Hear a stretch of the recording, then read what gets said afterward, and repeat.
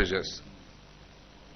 In the last few years, I have been outlining policies that a future NDC government will implement. And the aim is to stop the steep decline in the economy, turn it around, and stabilize it. I've also shared my position on governance and institutional reforms to ensure our country is reset and built into the Ghana we all want. It is important to note that we in the NDC will not be couching propagandist slogans and passing them off as policy. We have much to learn as a country from the disaster that has unfolded before our very eyes, when sections of our population became so enamored with empty slogans and acronyms. We will focus on substantial government issues to get the job done in a no-thrills, no-frills manner. We will cut out the rigmarole and deliver realistic policies to impact our economy and our country positively. Ladies and gentlemen, comrades and friends, the NDC proposes a series of transition measures to address the economic decline and set Ghana on the path to recovery. These measures include reducing the public debt by placing a moratorium on non-concessional borrowing, actively seeking concessional financing and grants, and reviewing legislation to limit the non-core activities of some state-owned enterprises. Why must we reduce our debt obligations? Because we need to do so to create adequate fiscal space to stabilize the economy and provide social services. So to achieve this, the NDC will implement, amongst others, the following measures. 1, as I said, place an immediate moratorium on all non-concessional borrowing. 2, pursue our bilateral partners and multilateral partners for more concessional financing and grants. 3, implement infrastructural projects that are self-financing and not a burden on the public debt. 4, limit the central bank's financing of government, as we did in 2016, zero central bank financing of government. And also reform the Bank of Ghana.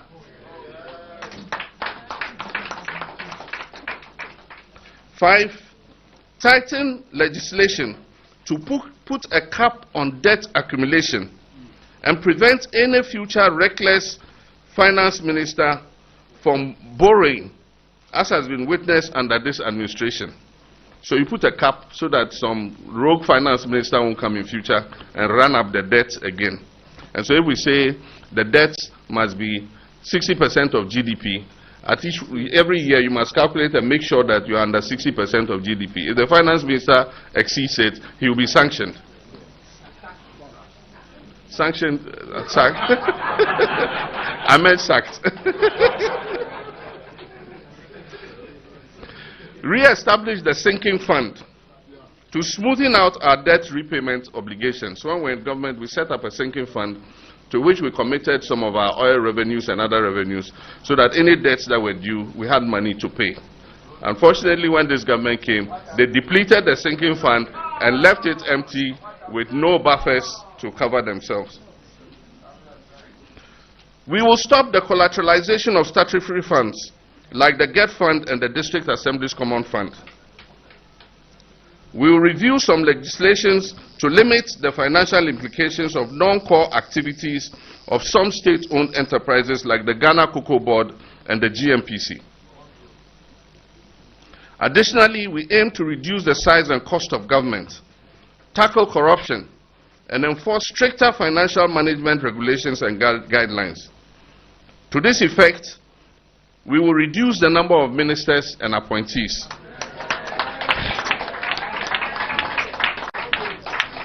We will merge ministerial portfolios to prune down the number of ministries drastically. For instance, I don't see why we have aviation ministry, railways ministry, transport ministry, and all the other ministries. Sanitation ministry, local government ministry.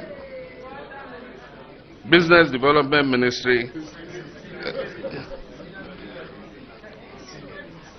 We will reduce waste and cost overruns, institutional borrowing, and breaches in public procurement rules.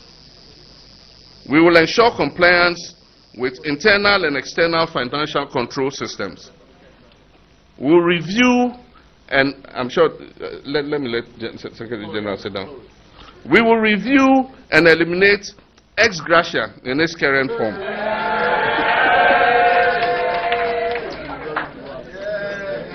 That's why I wanted you to sit down.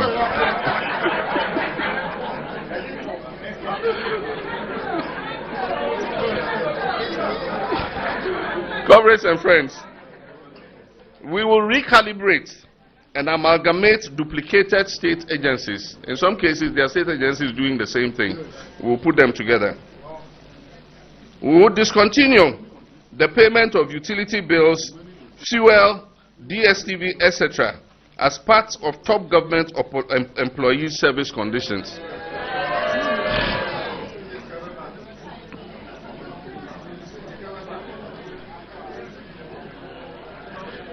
The recent misuse of public funds by government officials demands more creative and stricter measures to prevent further financial losses. Therefore, we will introduce stricter financial management regulations and guidelines to prevent the over 17 billion Ghana cedis that is lost in annual financial irregularities. We will also safeguard the principle of value for money in public procurement by establishing an independent value for money office that will vet any project above a specified ceiling approved by Parliament.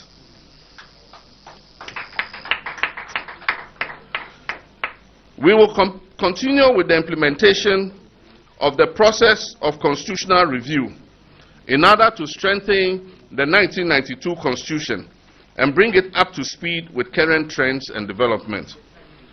As you all know, this was begun by Professor John Mills. In 2015, somebody took us to court, and the case was not adjudicated till we were almost in the election year. And so we couldn't continue with it, and we left it to the next administration, and it has stalled. Stabilizing the cedi is another crucial measure to redirect billions of dollars spent on imports towards domestic production. We are not going to claim that we've arrested it and giving the key to the IGP, but we're going to work to stabilize the cedi by eliminating a lot of the wasteful imports that we have a comparative advantage to produce. We'll incentivize the indigenous private sector to capture the commanding heights of the economy in every sector to reduce financial outflows occasioned by huge profit repatriations by international companies. We will pass local content laws to give Ghanaian registered businesses an advantage, especially in the extractive sector. By incentivizing local production of goods and promoting value addition, we can stabilize the cedi, create sustainable jobs, and achieve food self-sufficiency. The businesses will be incentivized to produce goods such as rice, sugar, tomato, frozen fish, poultry, meat products, vegetable cooking oils, and local pharmaceuticals. We will place restrictions on unbridled importation of some highly consumed goods through the use of tariffs and non-tariff measures. This policy will also support large-scale commercial agricultural production to enable us to achieve food self-sufficiency. A strong cooperative system, and this is where we failed over the years. We have not taken advantage of cooperatives because it's easier to reach the farmers and other people through cooperatives when they are working together than to reach them as individual farmers. And so a strong cooperative system in the agricultural sector based on farmer service centers is going to be the vehicle that will drive our agricultural credits and input supply system. Ghana has 16 regions. Each of the 16 regions of this country is going to be supported with investments in products for which they have a comparative advantage.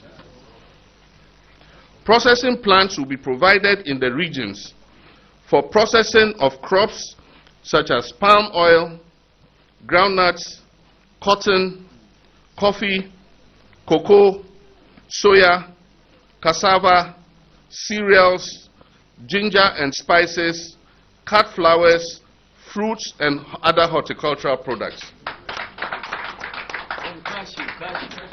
Cashew is there. Cashew is there. It was number 2. The man is from Bronga Alpha, so.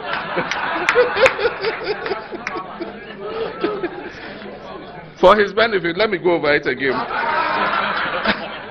Palm, cashew, groundnuts, cotton, coffee, cocoa, soya, cassava, cereals, ginger, spices, cut flowers, fruits, and other horticultural products. Somebody shouted Shenat, you're right.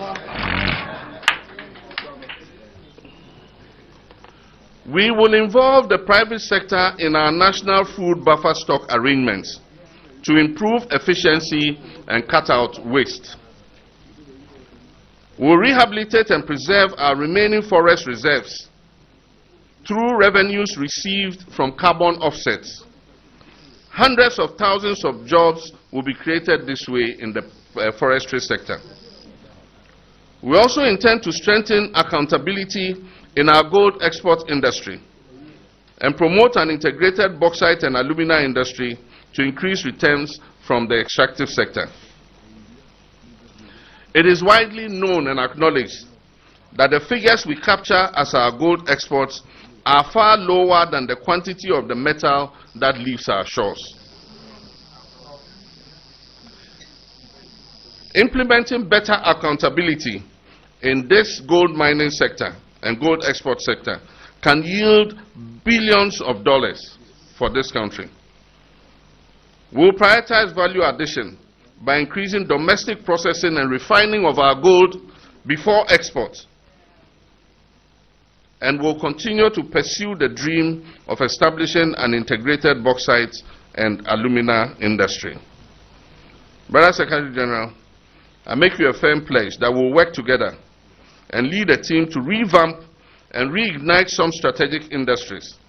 You mentioned some of them. Tor is one, Bost is another, Valco is another. Industries like that, we would work to revitalize them. And I agree with you when you say that it's not only the private sector that can run industry. The government and public states too can run industry. And we proved it in our time. When we were in office, Tor was working. Boss was working and making profits. The state enterprises were working. We said that we revived the Kumasi shoe factory. And so these are things that can work, and we'll continue to look at them.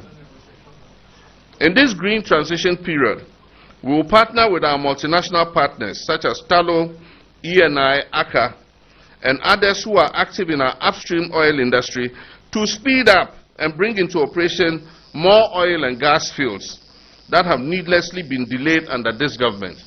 This will generate extra revenue to enable us to stabilize the economy. We will explore a partnership under PPP arrangements between the ECG and some serious private sector organizations in the downstream distribution sector. The private sector participation would assist ECG in distribution of prepaid meters and collection of bills. We will rationalize the power sector and develop strategies to bring down the cost of power. We will also accelerate the integration of solar energy into our transmission grid. Once we halt the decline, and then here we intend to remove taxes on solar equipment to make them cheaper for Ghanaians to procure. Once we halt the decline of the economy, we will begin to witness the full impact of our policies towards achieving our goal of building the Ghana we want together. We will update the 40-year development plan and continue with its implementation. The NDC's vision for building the Ghana we want is centered around the 5 pillars of the 40-year development framework, which we formulated before we left office in 2016. And that is: 1, build an industrialized, inclusive, and resilient economy. 2, creating an equitable, healthy, and prosperous nation. 3, developing well-planned, safe communities while protecting the natural environment. 4, building effective, efficient, and dynamic institutions for national development. And 5, strengthening Ghana's role in Africa and international affairs. Our policies will align with these pillars, and we welcome input and collaboration from the TUC and our other allies. In addition to the above, I would like to highlight some significant sectoral and sub-sectoral